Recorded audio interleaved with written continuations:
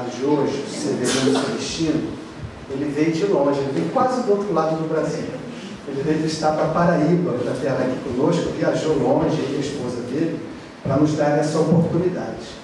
Severino, nós podemos chamar ele de professor também. O Severino é professor da Universidade Federal da Paraíba. E ele lá leciona a disciplina de judaísmo e cristianismo primitivo. A área de pós-graduação e graduação dele é ciência das religiões. Olha que coisa mais interessante. E ele também tem o seu pós-doutorado em ciências da religião pela PUC de Goiânia. Depois vocês vão comprar algum dos livros dele, que estão à venda ali na nossa livraria, quem quiser comprar, e na orelha dos livros tem a apresentação mais completa dele. Eu quero pular essa parte e fazer uma outra apresentação dele para vocês. Porque eu não o conhecia pessoalmente, mas alguns de vocês sabem que eu sou natural de Niterói, Rio de Janeiro, que minha família é muito espírita do Rio de Janeiro. Minha mãe e meu pai já teve... Quem me conhece sabe que eu sou fã do pai e da mãe, e estou sempre aqui falando deles. Alguns de vocês conheceram, esteve aqui na nossa casa várias vezes, fazendo estudo conosco. E minha mãe, quando levava o Severino lá em Niterói, levou algumas vezes para fazer palestra, para fazer seminário, mas não tinha uma vez que ele fosse que ela não pegava o telefone, mas ela nem esperava chegar de noite. Ela já de dia, na hora que tivesse terminado, ou se fosse à noite o estudo, ela pegava o telefone para me contar tudo que ele tinha dito. E aí ele mandava os livros dele, você tem que ler o Severino, você não pode deixar de estudar ele. Então eu conheço, ainda que presencialmente é a primeira vez que eu tenho a oportunidade de abraçar. Então eu tenho por ele esse carinho, digamos assim, transmitido pelos meus pais, que sempre que levavam a Niterói, me contavam muito entusiasmado do nível das informações que ele trazia. E é isso que nós vamos ter o prazer de ouvir agora. Por favor, professor. O lugar é seu.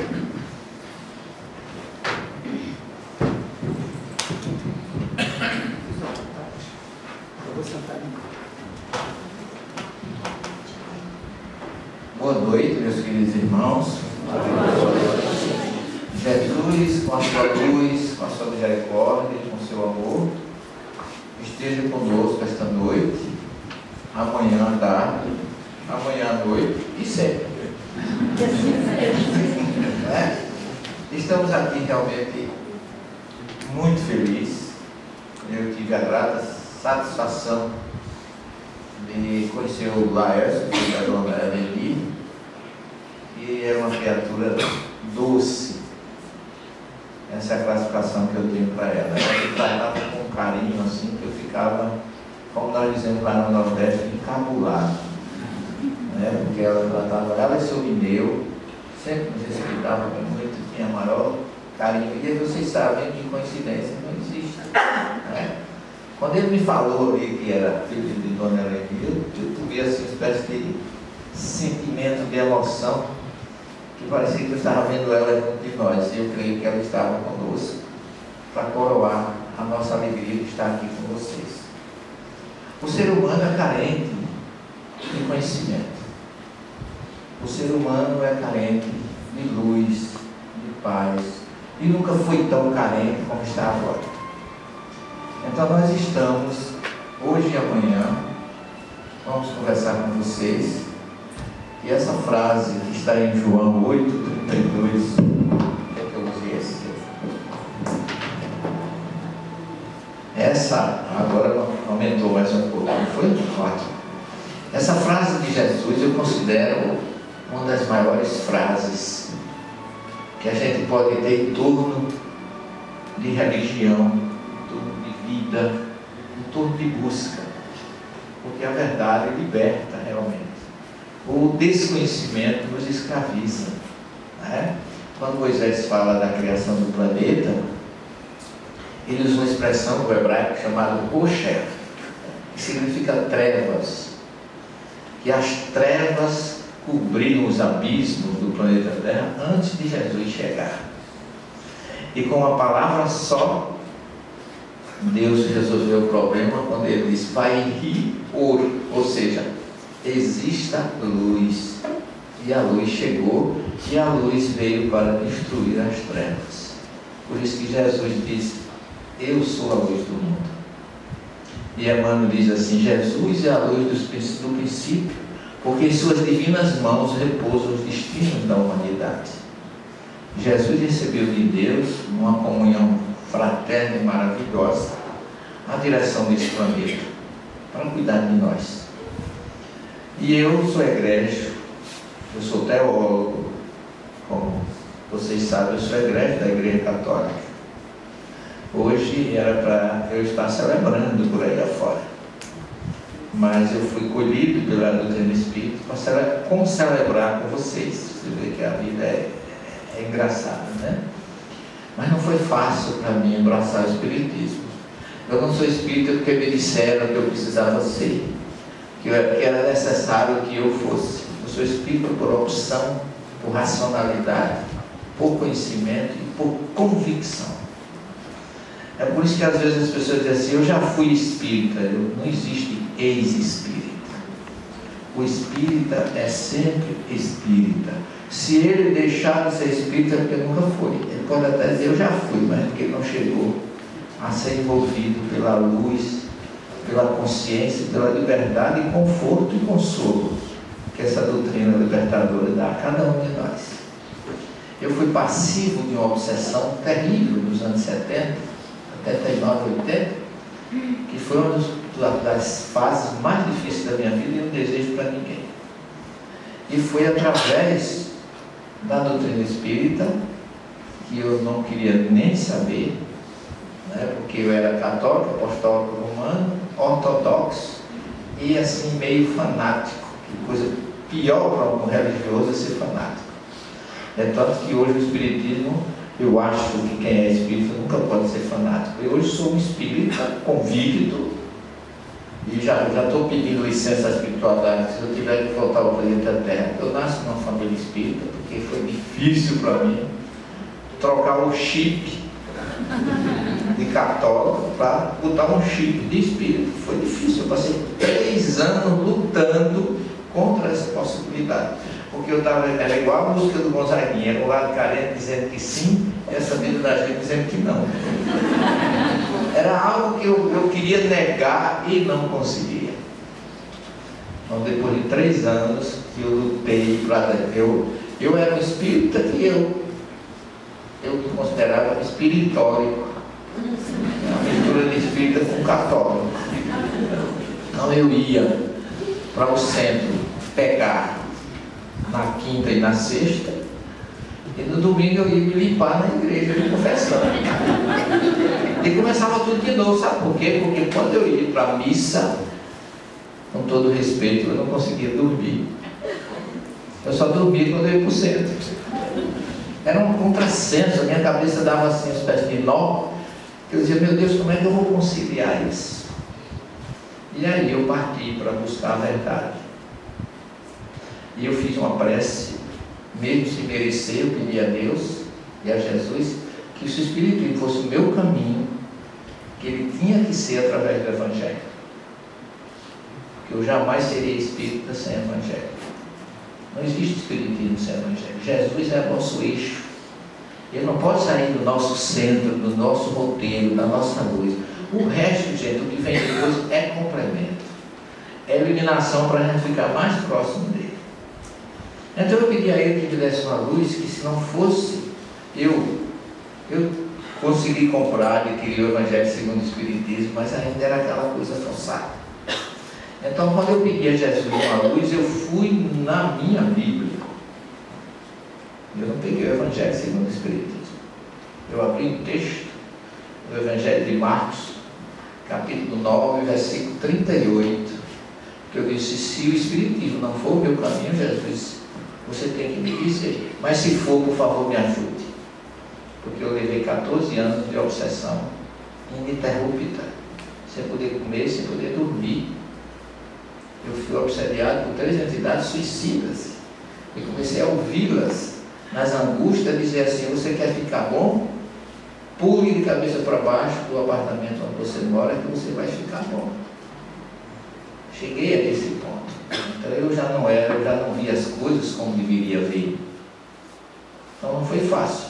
Então quando eu descobri, que eu abri o Evangelho de Marcos 9:38, estava lá escrito: Tiago e João se aproximaram de Jesus e disseram: Mestre, vimos um homem que não nos segue, conduzindo espírito, e nós o proibimos.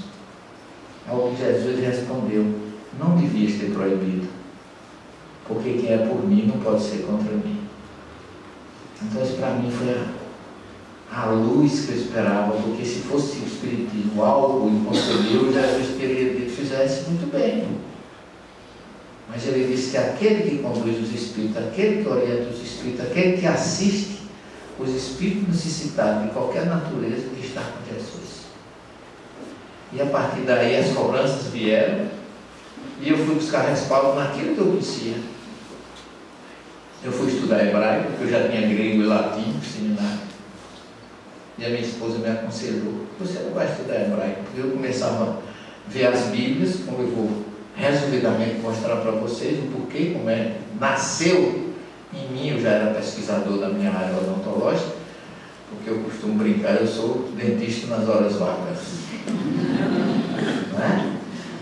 E aí, na minha busca pela verdade, eu fui atrás, na Bíblia que eu conhecia, eu comecei a descobrir que os textos, cada Bíblia tem um significado diferente para determinado versículo. E eu fui descobrir que Talmud tem lá uma frase, porque para você fazer interpretação de textos sagrados, a primeira coisa que você tem que fazer para interpretar é traduzir. E se você não sabe traduzir, como é que fica? Você vai pegar uma tradução viciada de outro, que não teve nem sempre a consciência de trazer um texto neutro, como nós fizemos, e aí você fica na dependência da tendência religiosa do outro, daquilo que ele pensa e daquilo que ele vê. E o Talmud ainda diz mais assim: para você entender um texto sagrado, quando você traduz, se você sabe traduzir, um versículo pode ter 70 interpretações diferentes. Quando você sabe traduzir. E se você não sabe? Mas não fiquem tristes, que nós temos um grande mestre irlandês chamado Allan Kardec, que ele traz todos esses conceitos básicos numa obra chamada A Gênese. Leiam a Gênese, estudem a Gênese. É a obra mais científica da doutrina, porque nela está Allan Kardec como ele é. Não tem espíritos. Os espíritos estão no livro dos espíritos, no livro dos médios, no Evangelho, no céu e no inferno. Mas na Gênese está Kardec como ele era. Teólogo, ele nunca disse que era, mas era exegeta, intérprete dos textos sagrados, porque ele disse que você tem que usar sempre três coisas: a lógica, a razão e o bom senso. Então você não precisa, muitas vezes, se você pegar o capítulo 5 do Evangelho segundo o Espiritismo, lá no item 3, que Kardec não traduzia, ele interpretava com os textos do Espírito da Verdade. Ele diz lá, falando das bem-aventuranças, que se aquela promessa de Jesus não tivesse como consequência o futuro, elas seriam um engodo.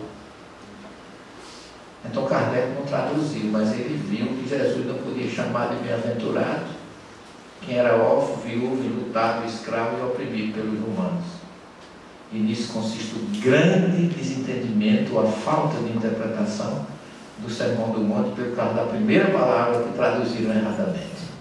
E que nós há 2000 anos acompanhamos aqui a tradução que deram para uma palavra de Mateus, lá no original, que significa avançar, não desistir, ir em frente. Como Jesus dizia: aquele que põe a mão ao arado e olha para trás, não é digno de conquistar a vitória. Seja o vosso falar, se ensina ou não. Aquele que perseverar até o fim será salvo. Jesus não podia chamar de bem-aventurado quem estava oprimido, lutado, viúvo ou escravo.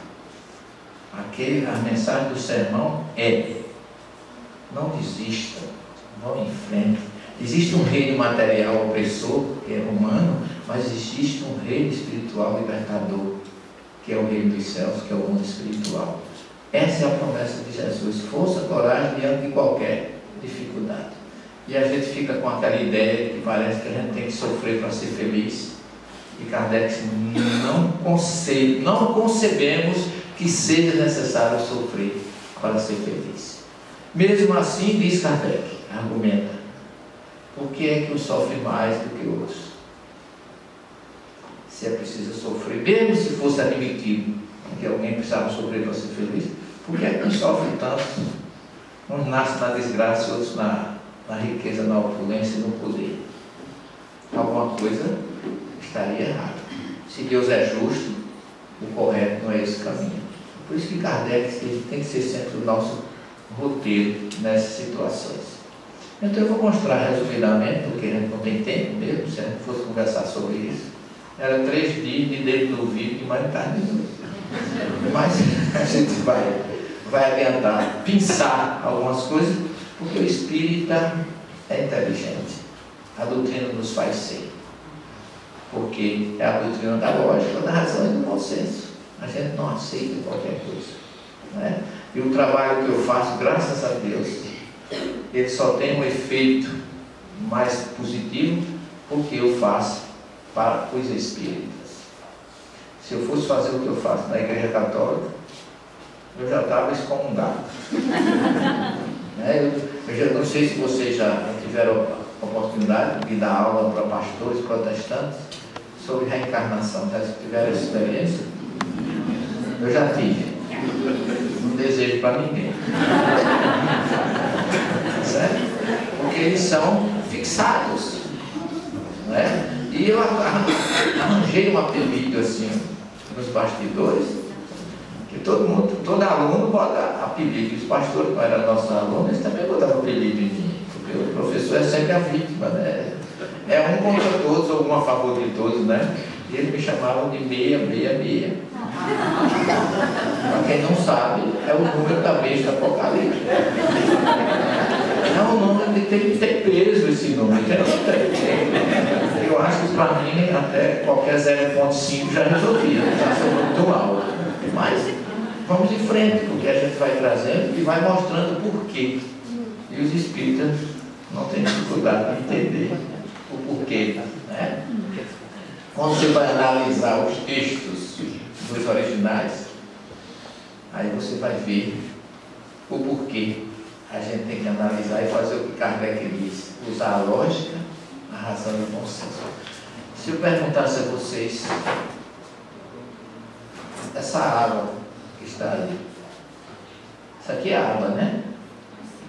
Essa água é doce ou salgada? Qual seria a resposta de vocês?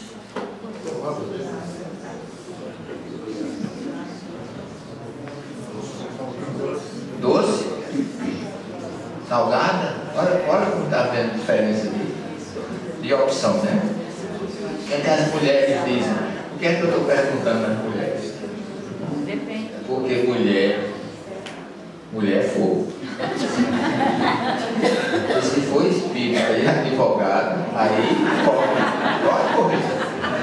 Né? Porque não tem quem conversa. Nem Santo Antônio com gancho é uma mulher que botar de opinião naquilo que ela diz. Né? Então você observa que falta informação para dizer, não é? Isso significa que a gente nunca deve julgar nada pelas aparências. E que a gente não pode pegar a capa de uma Bíblia e dizer o que tem lá dentro. Nem pegar o nome da capa do livro dos Espíritos e achar que sabe o conteúdo.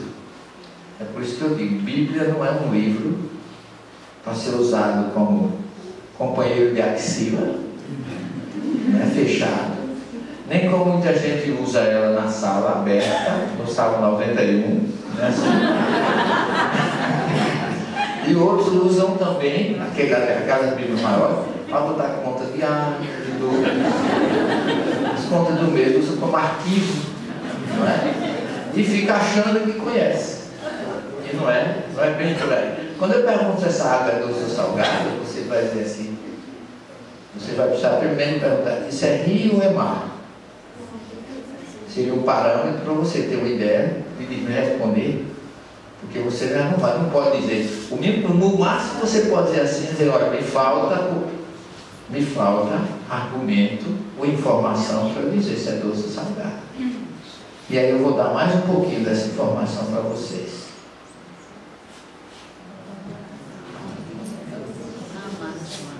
É doce ou salgado? Estão vendo? Um detalhezinho, uma palavrinha a mais ajudou a você tirar a conclusão. Se é a Amazônia, você está vendo logo que essa água escura é o Rio Negro, aí você pode dizer que a água é doce. Assim é com tudo que a gente vai estudar, que a gente vai ler, a gente precisa. Por isso que o livro dos Espíritos não é para ser lido, nem a Bíblia é para ser lida. Um diz assim, professor, já li do Gênesis ao Apocalipse. Eu digo, quem escreveu o Gênesis? Foi Moisés. Foi, muito bem, e o Apocalipse. Então a Bíblia, quem escreveu o Apocalipse foi João? Moisés conheceu João? Não. Então a Bíblia não é um livro, é uma biblioteca. Então você não pode juntar, dizer assim, eu vou ler do primeiro ao último livro. Antes de ler, tem que saber quem escreveu o livro, quando escreveu, por que escreveu, qual é o objetivo. Porque se você não souber disso, você não vai ter proveito nenhum. Então essa é uma questão muito interessante para a gente analisar. Nunca abra um versículo, como também as pessoas gostam de abrir. Eu ver, a Bíblia tem, só o Gênesis tem 1532 versículos. Certo? E você achar que ali naqueles 1532 tem uma palavra para você. No universo que tem quantos livros sagrados tem, quantos bilhões de quilômetros quadrados tem, e qual a sua relação de tamanho seu com o tamanho do universo, e aquele versículo foi escrito para você. E você não é pretensioso nem nada, é? Quer dizer, é uma questão que a gente também tem que ter humildade na hora de abrir o livro, e que a gente muitas vezes não tem alcance para aquilo que a gente quer estudar. Então muita gente acha que Bíblia e Espiritismo não se juntam, não se coadunam por causa de preconceitos. Mas Kardec diz, a Bíblia não contém erros. Nós nos equivocamos ao interpretá-la. Olha que lucidez. Questão 59 do Livro dos Espíritos. O Espírito da Verdade manda ler os Salmos e o Eclesiastes. E a gente ainda acha que a Bíblia só vale do Novo Testamento.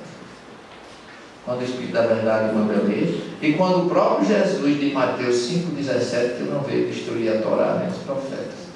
Jesus não era contra a primeira revelação, Kardec não foi, o Espírito da Verdade não é, e nós nos arvoramos no direito de dizer que ali não tem nada que siga. O primeiro capítulo do Evangelho segundo o Espiritismo que Kardec escolheu, qual é? Não vim destruir a lei. Onde é que está essa lei, que já é uma palavra mal traduzida? Porque lei oprime, regula. E Torá não é lei, Torá é ensinamento divino, ensinamento liberta. Lei oprime, mas ensinamento liberta. Então, são coisas simples que mudam completamente o significado. Nós espíritas temos que entender o que diz o Espírito no começo do Evangelho segundo o Espiritismo, uma mensagem do Espírito israelita, que ele coloca as três revelações no plano só. E o Espírito Eide, nos Trabalhadores da Última Hora do Evangelho segundo o Espiritismo, que é quem melhor explica aquela parábola, ele mostra como nós já estivemos com Moisés, já passamos por Jesus e estamos agora na doutrina. Nós somos os fracassados do tempo. Nós estávamos de costas para Moisés, de costas para Jesus, e agora já chega aos 45 do segundo tempo, na terceira revelação. Ainda muita gente que se orgulha, nós somos os trabalhadores da última hora. para dizer isso como se fosse uma glória. Talvez fosse dizer assim, eu estou envergonhado porque eu sou preguiçoso e cheguei na última hora. Eu perdi todas as chances na primeira e na segunda.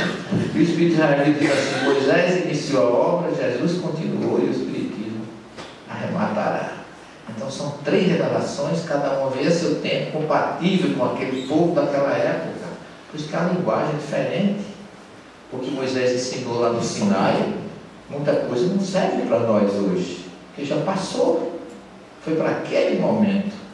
Mas a gente não pode desconhecer isso, porque o Espírito tem que ter racionalidade para afirmar alguma coisa, sobretudo em nome da doutrina, ou em nome de Moisés, ou em nome de Jesus, ou em nome do Espírito da verdade. São os 3 reveladores que por misericórdia dele vieram para nos fazer livres. E aí, Bíblia, na verdade, é uma biblioteca.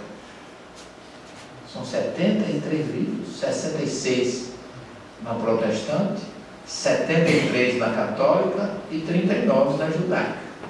Nós temos 3 tipos básicos de Bíblia através dos tempos.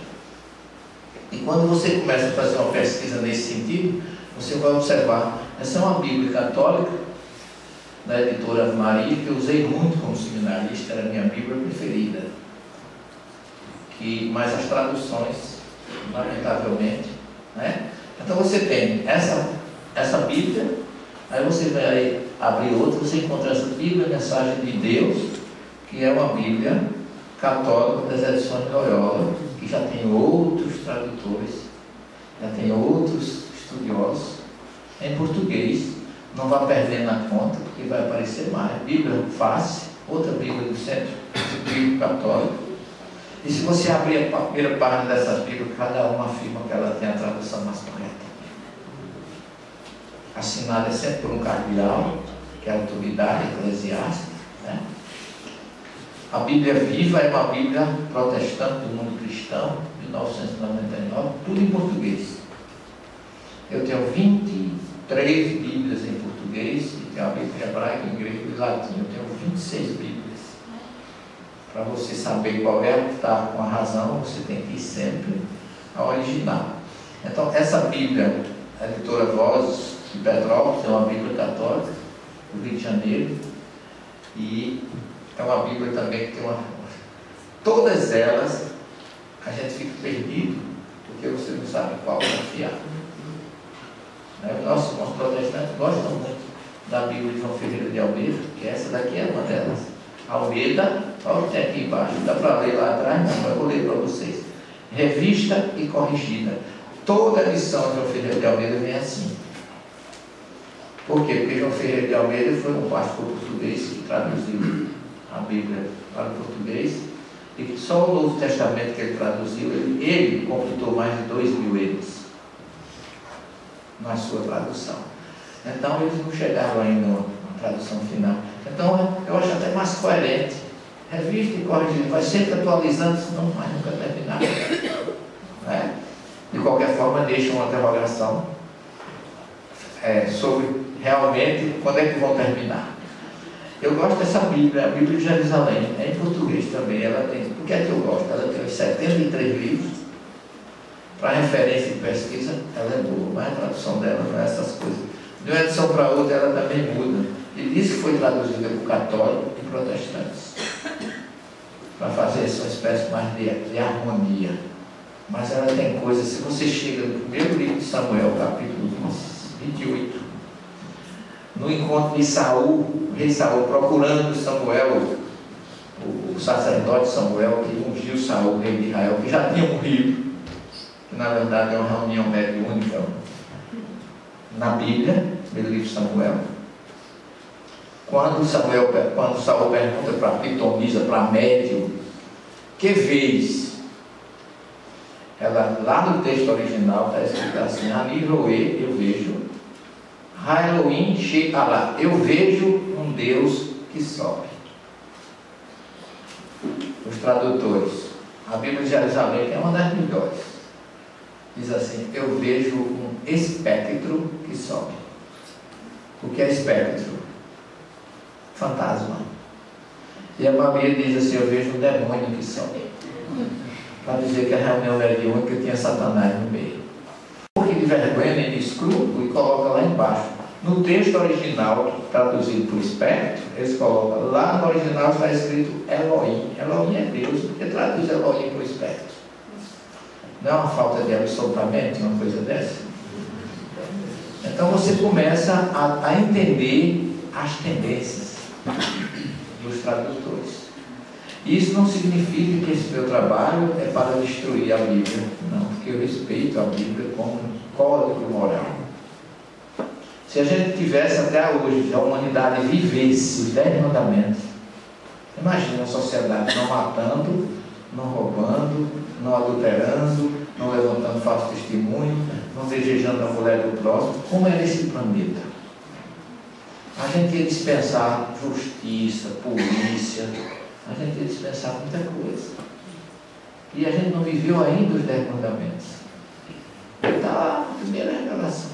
Então é preciso que a gente entenda que esse livro é importante e que nem a doutrina espírita, nem Jesus, nem Kardec, nem o Espírito da Verdade abomina a Bíblia.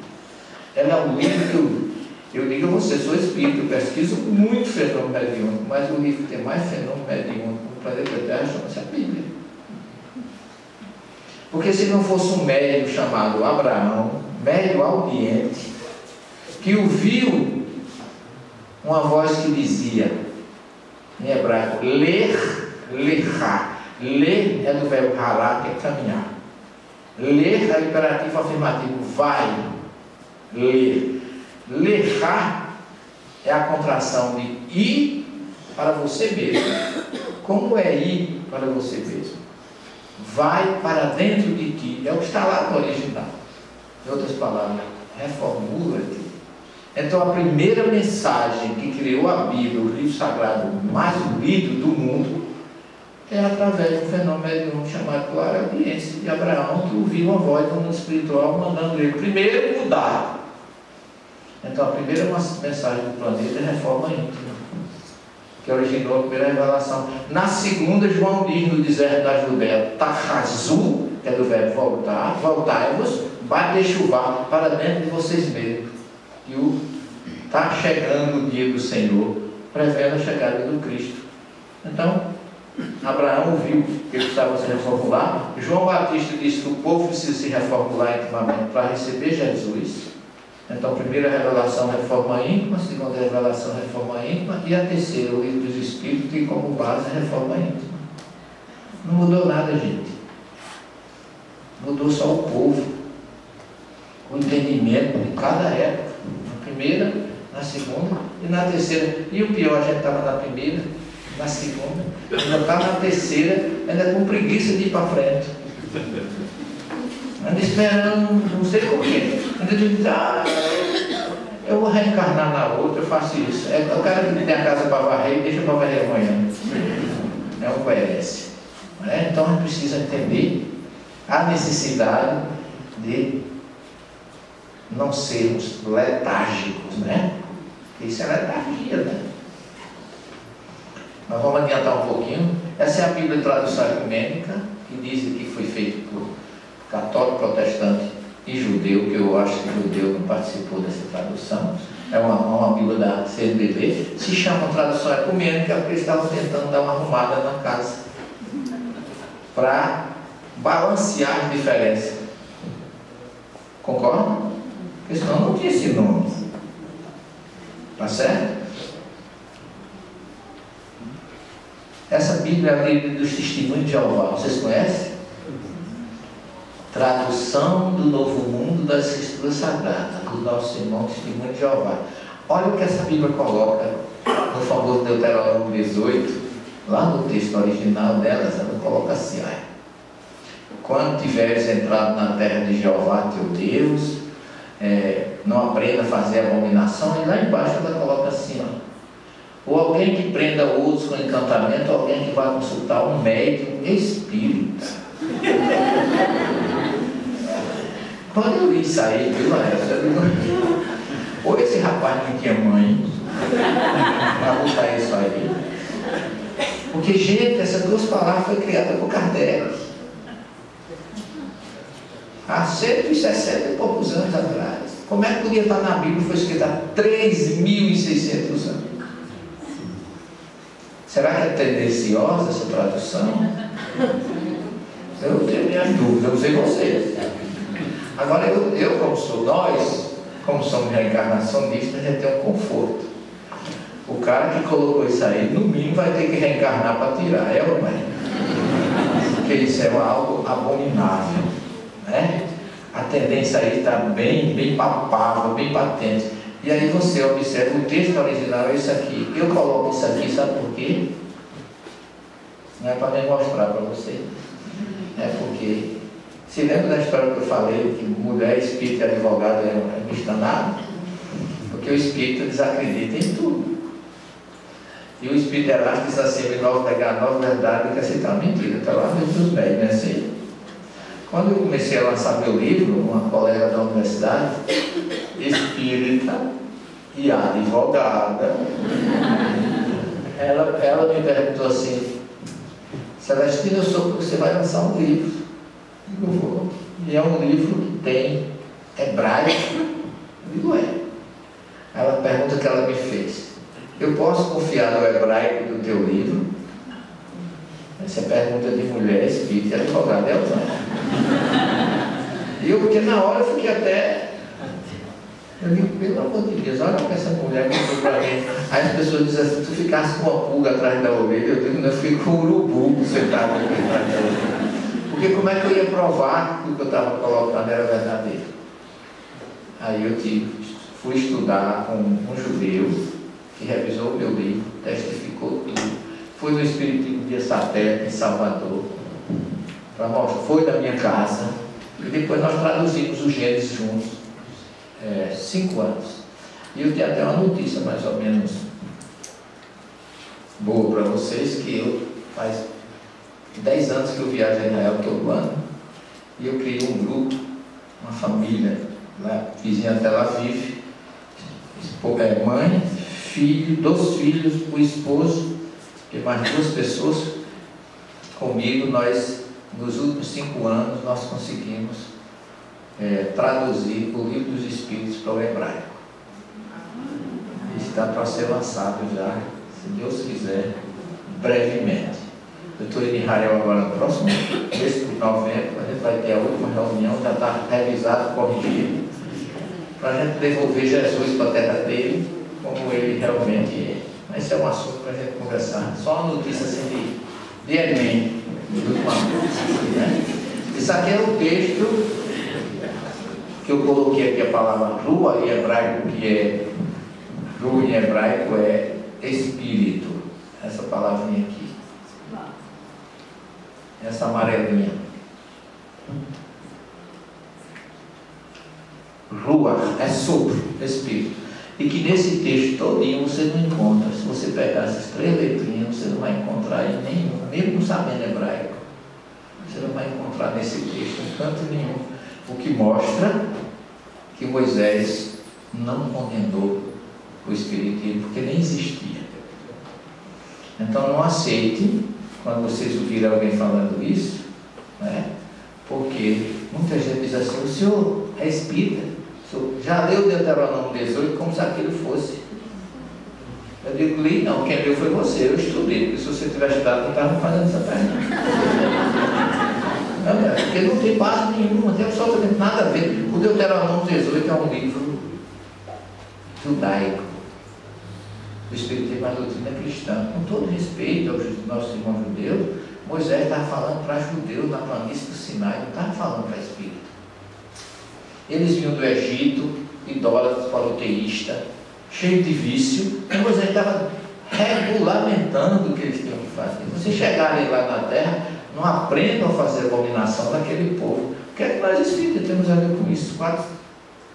Quase 4.000 anos depois. Então é falta simplesmente de conhecimento. Essa é uma tradução do padre Antônio Vieira que eu tive em 1879, praticamente quase por Livro dos Espíritos. E na tradução dele você vai ver que não tem, aqui no Deuteronômio 18, não fala em espírito nem médium, como a gente viu. Sonhos, agouro, nem quem seja feiticeiro, encantador, nem quem possui pitões ou adivinho, nem quem dá dos mortos a verdade. Porque a palavra morto em hebraico pode significar também cadáver, na expressão que Salomão usa nos Eclesiásticos. Os mortos não têm consciência de nada, e que muita gente usa isso para dizer que os mortos não voltam. O morto não volta porque o corpo não volta, gente. O cadáver não volta, mas o Espírito está lá dizendo Moisés que Deus criou o corpo, o pó da terra criou o corpo e soprou a essência do corpo, que é o Espírito. O homem só se tornou alma vivente depois de receber o sopro divino. Então nós estamos formados em duas partes, que Salomão conclui lá no Eclesiastes 12, dizendo assim: o corpo vai à terra, ao pó volta ao pó, e o Espírito vai a Deus. Então o Espírito é imortal. Isso é bíblico, não é só a doutrina espírita. Ela veio esclarecer, deixar mais incompreensível, mas já está lá, na essência da criação. Não é nada novo.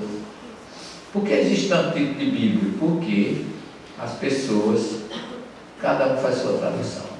Jerônimo diz assim, que a verdade não pode existir em coisas que divergem. Jerônimo foi o tradutor da Vulgata, que o Papa pediu Damaso que ele traduzisse. Quando a Igreja Católica deu primazia ao bispado de Roma, o bispo de Roma passou a ser Papa. Até o bispado naquela época tinha um bispo em Roma e outro em Alexandria, era Oriente e Ocidente. A partir do ano 384 é que o bispo de Roma passou a ser Papa, a ser o bispo maior, e aí se acabou o bispado de Alexandria e o Papa entrou, e o povo diz que foi em 384. Pedro morreu ali por volta do ano 60, e a igreja ainda diz que Pedro foi o primeiro Papa. E você chega em Antioquia, na Síria, Antioquia da Síria, vai lá na gruta onde Pedro se reuniu, os cristãos, e o guia, no maior entusiasmo, olha aqui Pedro celebrou a primeira missa. Gente, chega a me dar vontade de cair de costas, da hora, não fazer vergonha. No tempo de Pedro não tinha missa, gente. A missa foi criada depois do século IV. Como é que Pedro celebrou no século I? E foi Papa. Quer dizer, tudo é o entusiasmo, né, das pessoas. Então Jerônimo falou que a verdade não pode existir em coisas que divergem. Se tem tantas Bíblias, que alguma coisa está errada. Então, a Bíblia foi escrita originalmente em hebraico, depois passou para o grego e depois passou para o latim. A Bíblia em hebraico chama Tanakh, em grego chama Septuaginta, em latim Vulgata, que significa advogada.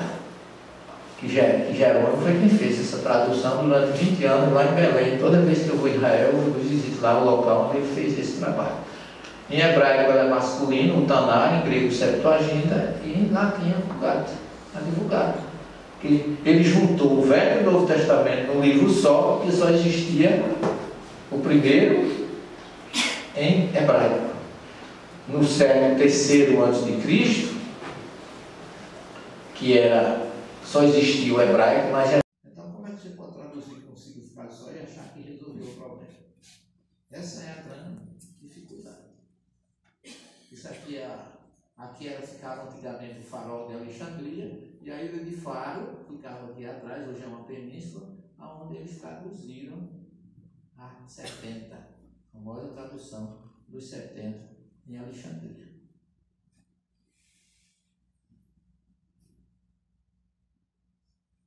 Aí veio a Bíblia em grego, que é a Septuaginta, e depois vem, isso aqui é o Gênesis, eles mudaram todos os nomes. Gênesis, Êxodo, Levítico, Número, Deuteronômio, são 5 números, 5 títulos gregos que não denotam o nome original. Porque em hebraico é Bereshit, Shemot, Vaikra, Bamidbar e Devarim. São 5 números que cada um tem um significado completamente diferente do que foi dado do grego. Aqui é o Novo Testamento, onde Jesus e os discípulos constituíram o Evangelho em hebraico, que depois foi traduzido para o grego, que é esse que foi junto com a primeira Torá, formou a Vulgata de São Jerônimo, que ele traduziu, e Agostinho mandou uma carta para São Jerônimo na época, dizendo assim: eu preferia tu interpretando os salmos do que traduzindo a Bíblia. E Agostinho e São Jerônimo fez uma carta ao Papa, dizendo assim: da velha obra, você quer que eu faça uma obra nova. Que pensarão aqueles que conhecem os textos antigos quando virem novos textos com significados diferentes? Com certeza me chamarão de sacrílegos, mas não é vossa santidade que talvez está mandando, eu vou obedecer. Mas a verdade não pode existir em coisas que divergem. E eu vou mostrar o que foi que Jerônimo fez aqui, dando um exemplo rápido. Eu não sei como é que anda o meu tempo. Pode soltar um pouquinho aí, mas bem, o dono da casa está mandando. Mas eu quero mostrar a vocês algumas curiosidades aqui. Hierônimos, que é o nome grego dele, né? Latino, aliás. A Vulgata, que ele produziu. E Jerônimo lançou a Vulgata, que é a Bíblia em latim. Eu fui coroinha, eu tinha a missa em latim praticamente decorada toda, né? Na cabeça, né? O padre entrava, naquela época, o padre celebrava de costa para as pessoas e em latim, ninguém entendia nada. Era, o povo era o dia do encontro dos meninos com as meninas na missa. Porque as mulheres botavam a melhor roupa, os homens também, e o padre ia celebrar e o povo ia namorar na plateia. E não sobrava outra coisa. Foi lá que minha mãe conheceu meu pai, por isso que eu estou aqui. Fruto da missa. E tinha um ditado naquela época que dizia assim: quando a gente falava com alguém sobre determinada coisa que a pessoa não entendia, você repetia, a pessoa não entendia, você dizia assim: ô gente, o que é que você tem? Tu está na missa, é? Quem estava na missa não entendia nada. Era um ditado vulgar que todo mundo utilizava. Então a gente tem esse tipo de Bíblia, desculpa, se eu só voltar para vocês gravarem, né? A Bíblia católica tem 7 livros a mais do que a protestante. Se você quiser saber de uma Bíblia católica ou protestante, procure, por exemplo, o livro dos Macabeus, que é um livro conhecido da história das conquistas de Jerusalém, que não tem na Bíblia protestante. Se você pegar uma Bíblia e ela não tiver Tobias, nem Judite, nem o primeiro livro dos Macabeus, o segundo livro da sabedoria, Eclesiastes e Baruque, esses 7 livros são livros da Igreja, da Bíblia católica, não tem na protestante. Eles chamam livros não canônicos. Só tem na Bíblia católica. Aí que é o Gênesis. Eu vou mostrar alguns exemplos de tradução rapidamente, para vocês verem o que a gente pode encontrar, as coisas que aconteceram. Por exemplo, o Salmo 23. É um salmo belíssimo, que foi criado por Davi no momento de dificuldade, e é um salmo que fala de reencarnação, sabia? Aquele que diz assim: o Senhor é meu pastor. Alguém mais quer dizer? Alguma mulher mais quer dizer a tradução? Eu já ouvi 2 dizer assim, e nada me faltava. O texto original diz assim: Yahvé Roí Loé Rissá. Roé é pastor. Roé Sheli é Roí. Então, Deus é meu pastor e não me faltará. É Deus que não me falta. Porque Deus nos provê de coisas espirituais e não de coisas materiais. E quando você diz e nada me faltará, você está dizendo que Deus vai me prover de casa, comida e 100 milhões por mês, que é coisa material. E por isso que criou-se a chamada teologia da prosperidade. Por causa dessas coisas. Misturar o material com o espiritual. No texto original não tem isso. Deus é meu pastor e não me faltará. É Ele que não me falta. Por que esse salmo? Quando você vê a história, olha, isso aqui é o oásis de En-Gedi, às margens do Mar Morto. En-Gedi significa fonte do bode. Tem uma fonte d'água aqui que jorra na montanha, no deserto, e aqui tinha uma caverna. Davi, fugindo de Saul, entrou nessa caverna e esteve bem perto do rei. Mas quando ele saiu daqui, ele se embrenhou no deserto da Judéia. Imagina a situação. Ele fugindo para o deserto não tem nada. Atrás era um exército, na frente o deserto. Então ele senta e diz assim: Deus aqui é meu pastor, Ele não vai me faltar. É completamente diferente. Né? Como se fosse assim: eu não tenho nenhuma proteção aqui, mas se você está comigo, e o salmo é todo do verbo do futuro, ele ainda não era o rei. Ele diz assim: ainda que eu viaje, ou que eu atravesse o vale da sombra da morte, nada temerei, porque tu estarás comigo, teu bastão e teu cajado serão meu conforto. É tudo futuro. Ungirás minha cabeça, prepararás uma mesa na presença dos meus provocadores. Certamente bondade e benevolência me seguirão todos os dias das minhas vidas, não é minha vida. E habitarei na casa do Senhor por longos e longos anos. Ele não temia a morte porque ele sabia que ia voltar, gente. Ele diz: não sei quantos salmos tu me colocas no Sheol e de lá tu me retiras, porque tu és meu Deus e protetor. Não sei quantos salmos de Davi. Na nossa obra, analisando a tradição bíblica, que é o primeiro livro, tem tudo isso que eu estou falando para vocês. Não é para vocês, digamos assim, enfrentar ninguém. Vocês se libertarem pelo conhecimento. Porque isso eu ia fazer para mim, esse livro não ia dar para ninguém. Mas a espiritualidade me convidou a publicar, porque, como ensinou Jesus, dizia o Espírito, a luz é para colocar a candeira sobre o velador e não debaixo. Você está sendo egoísta de querer só para você. Aí eu me recolhi a minha insignificância e publiquei. E todas essas obras são revertidas para as obras sociais da nossa grande e humilde casa chamada Bom Samaritano, lá em João Pessoa. Porque nós vivemos, nem o espírita vive da religião, vive para a religião. E uma vez, numa discussão com um pastor, eu não gosto de discutir com ninguém, eu sou da paz, da harmonia e do entendimento. Não sou o dono da verdade, eu vou chamar as pessoas para refletirem sobre a verdade. Mas uma vez o pastor queria me convencer que eu estava no caminho errado. Eu disse: olha, eu posso trocar de religião a qualquer hora, pastor, porque eu não vivo da minha religião. Agora o senhor não pode, porque o senhor tem carteira assinada na sua igreja.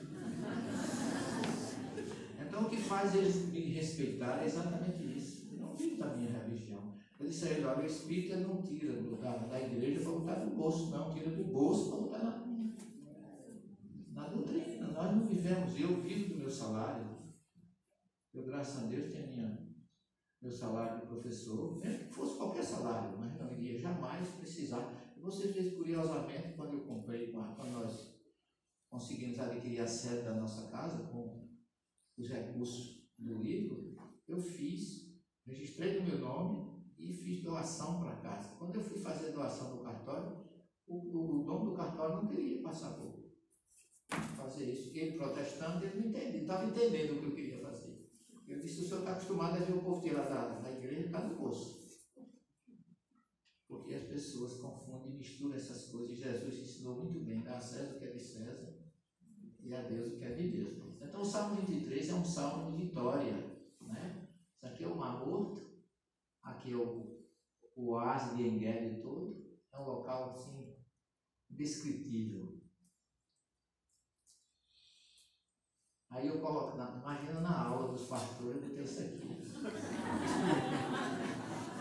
Não tem coragem, mas eu botei olhando para a porta.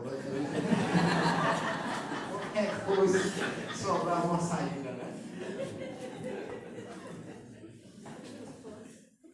E eu gosto de fazer essas coisas. Aí eu boto e dou as costas. Aí eu vejo o burburinho. A discussão lá, né? Mas quando eu digo isso, eu vou mostrar a vocês por quê.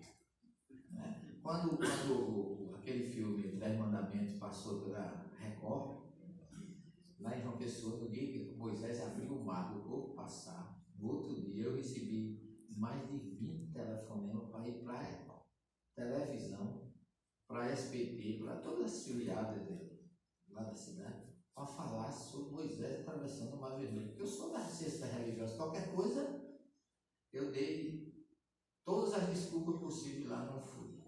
Porque por chegar lá e dizer que aquilo não tinha acontecido, eu não voltava. Mas um mês depois, quando esfriou a coisa, eu fui lá para a entrevista e expliquei realmente o que aconteceu. O termo hebraico para Mar Vermelho é Yam Suf.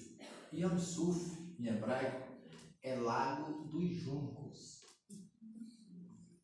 Porque em hebraico a palavra Yam é mar e pode ser também lago. O lago de Genezaré chama Yam Kinneret, lago da Lira. E aonde tem água salgada, não dá junto. Então Moisés não pode ter atravessado o Mar Vermelho, por quê? Olha, Yam Suf, ouvimos que o Senhor secou as águas do mar dos juncos, a vossa entrada, quando saíste do Egito, com Josué 2,10. No Velho Testamento, até o profeta Jeremias fala em Mar dos Juncos.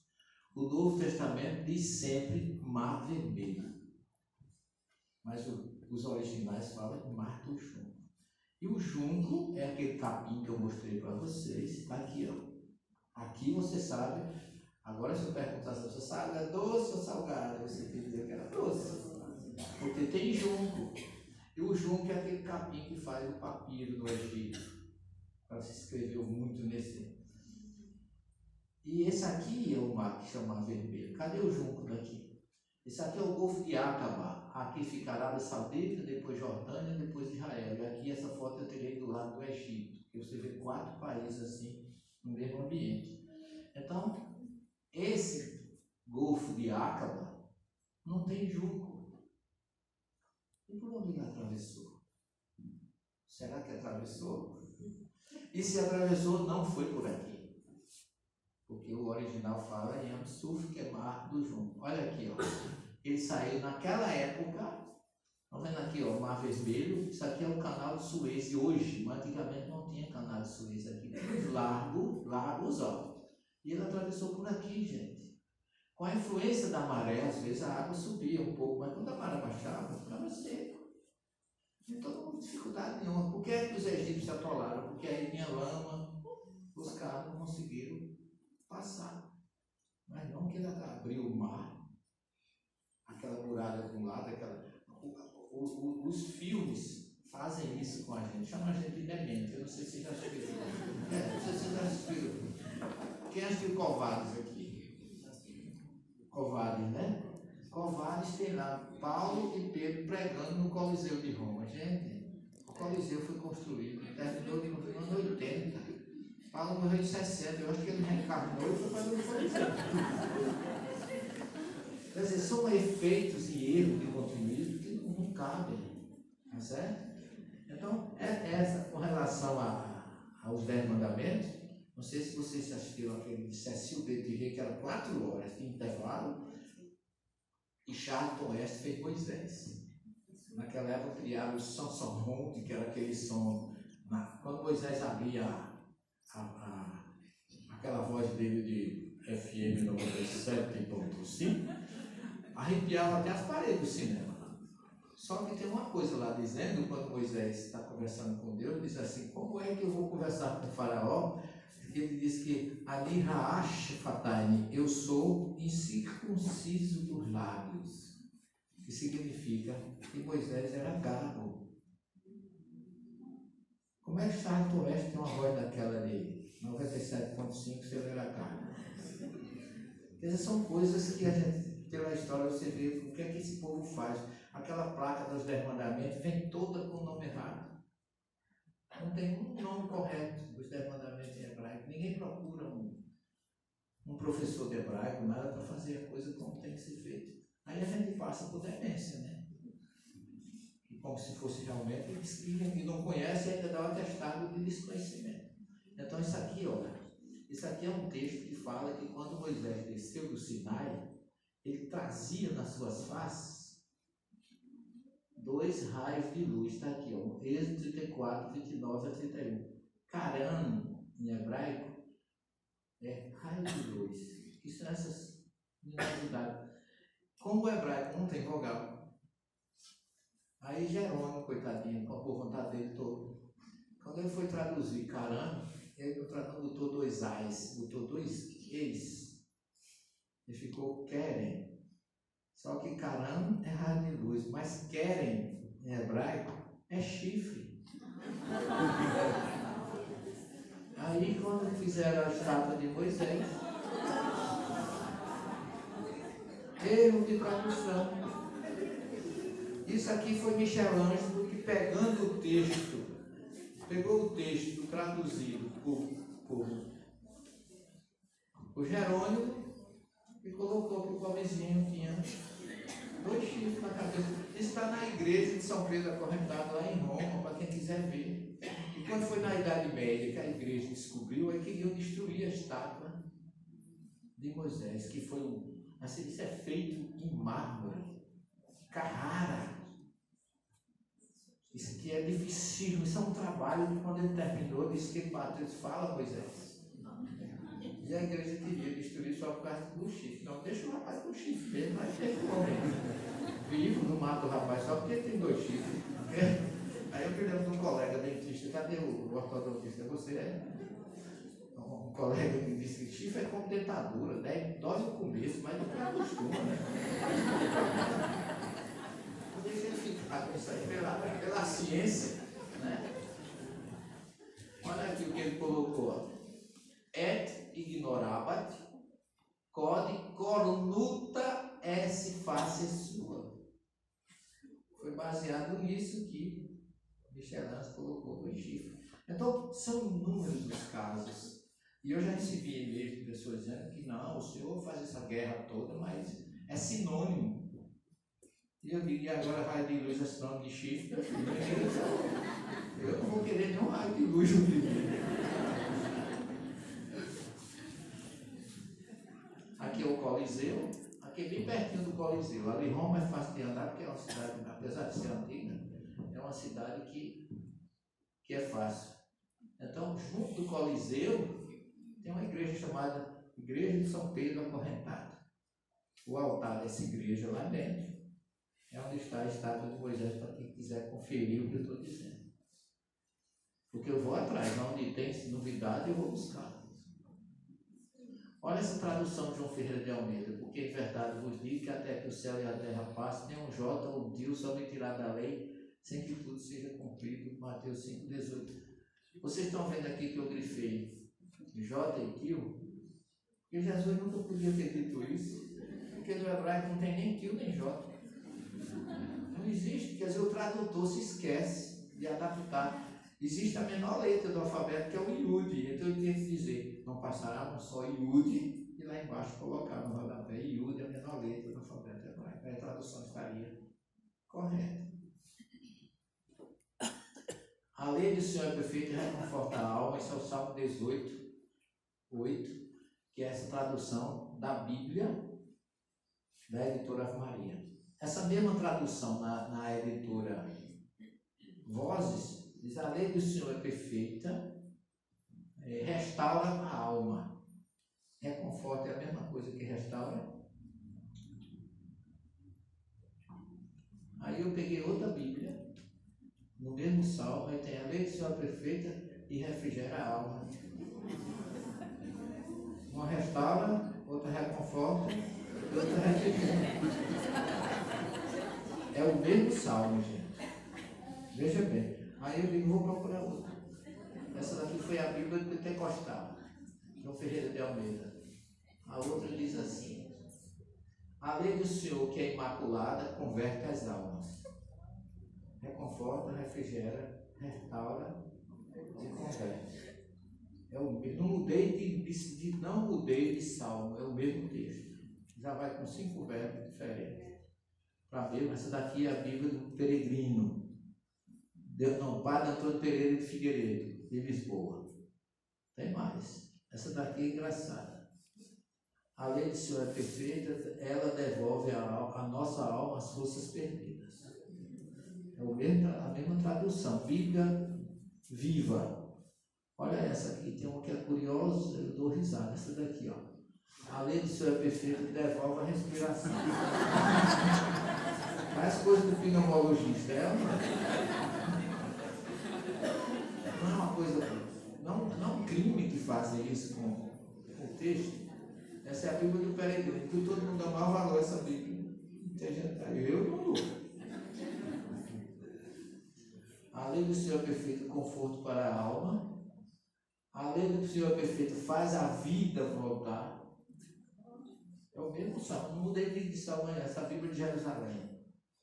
Vida voltar. Já tem uma coisa nova aí, não tem?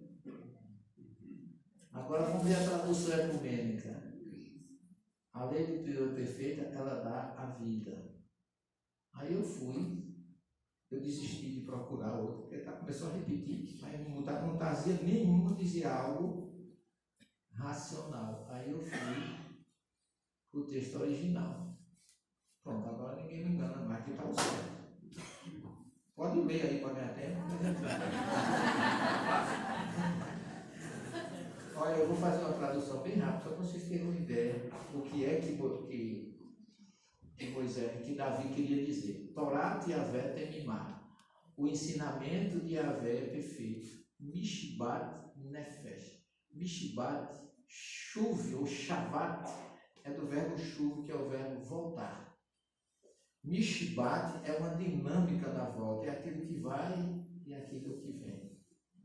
E nefesh é vida, espírito ou alma. Então, o ensinamento de Deus é perfeito porque promove o retorno da alma ou do espírito. Como é que a alma ou o espírito voltam?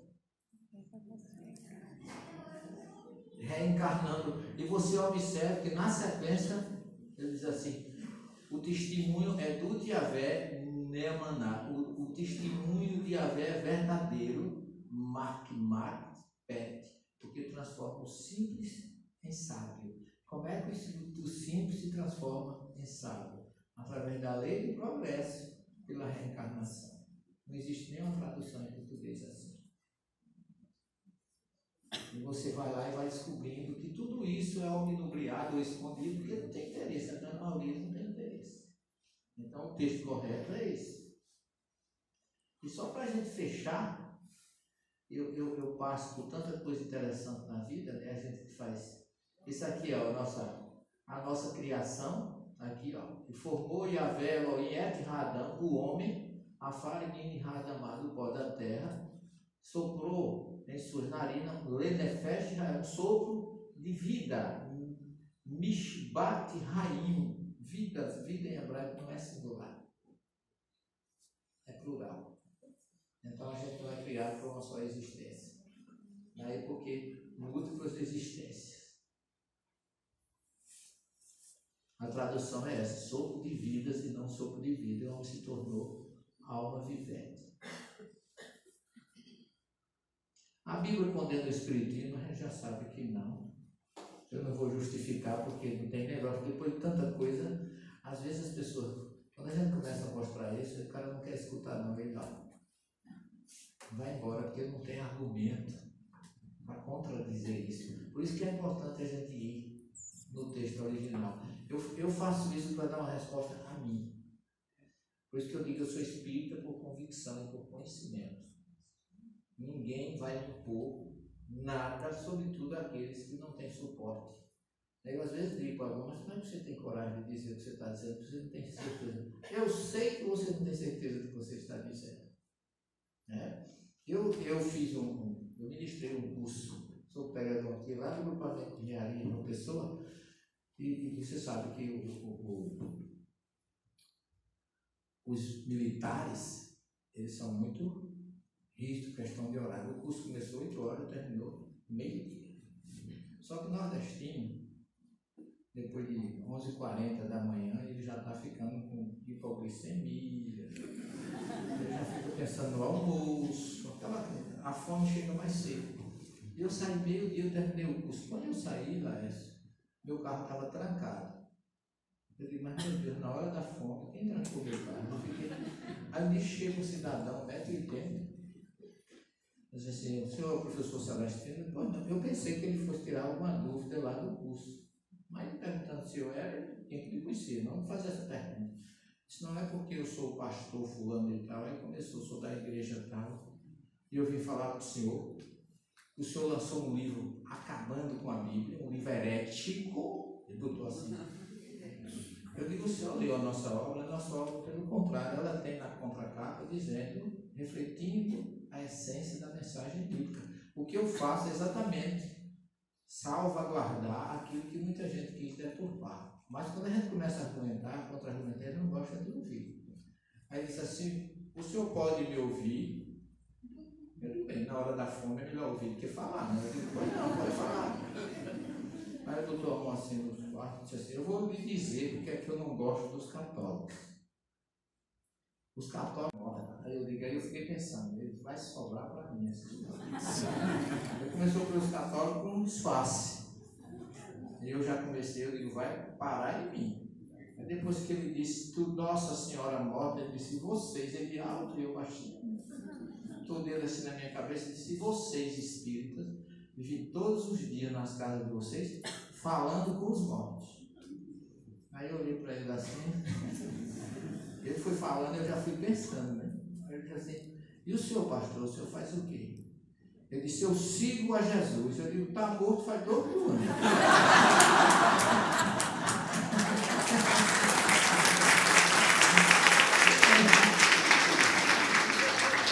Ele não esperava, né? Ele não esperava, ele disse assim. Aí ele disse assim, morreu? Eu digo, morreu. Morreu, mas ressuscitou. Depois que morreu, foi ou não foi? Então, meu filho, estamos todos aqui tendo trabalho. A gente fica chamando de Espírito, São Francisco, Santo Antônio, Nossa Senhora, e o Senhor é verdadeiro, está ativando ele, 24 horas por dia, morto. Aí ele disse, sangue de Cristo tem por jeito, ele gosta dessas coisas, né? Eu disse assim, como acabar com essa história, pai? O pastor, que isso não convém. Jesus é luz, é paz, é amor, é fraternidade. Essa história de que sangue de Cristo tem por jeito é coisa de vampiro, vamos acabar com isso. Então, mais deprimente, Jesus, o judeu não bebe sangue, todo sangue ele joga fora, você sabe disso. É uma abominação falar em beber sangue. Como é que eu vou falar no sangue de Cristo? Ele tem poder, a palavra dele, o gesto dele, a lição dele. Ele disse, não dá para discutir com você. Eu disse, não fui eu, fui procurar, eu fui no carro. Aí ele entrou no carro, eu disse, graças a Deus, na hora da conta, eu quero ir para a casa dele. Quando ele entrou no carro, eu vi escrito atrás do carro dele, propriedade de Jesus. Não é que ele bota essas coisas, né? Eu digo, eu não vi a tempo, eu tinha feito uma coisa, estava na minha frente, eu saí atrás. Quando dobramos assim, saímos do grupamento de engenharia de uma pessoa, à direita tem um sinal, não sei se você chama um sinal, farol no trânsito. Aí você dependendo do São Paulo é farol. Né? Então, cada país, cada cidade tem o seu vernáculo, o seu dialeto. Aí o sinal fechou, ele parou, eu parei de lado, olhei para ele, ambos meio contrariados, né? Havia discutido alguma coisa que não deve discutir religião. Aí eu dei um bucinadinho, ele olhou, pedi ele para baixar, ele baixou. Aí eu podia ter feito isso. Aí eu disse, pastor, olha, o carro é de Jesus, ele vem buscar, o senhor tem que entregar. Ele saiu tocado. Eu queria ver mesmo se Jesus pegasse, se o carro é da chave. O que é que ele ia fazer? Agora precisa a gente não misturar essas coisas, porque não convém a gente não chegar a lugar nenhum com esse argumento, né? Jesus mandou separar o que é de César do que é de Deus. Meus amigos, fui só para a gente dar uma ensaiada, amanhã tem mais, né?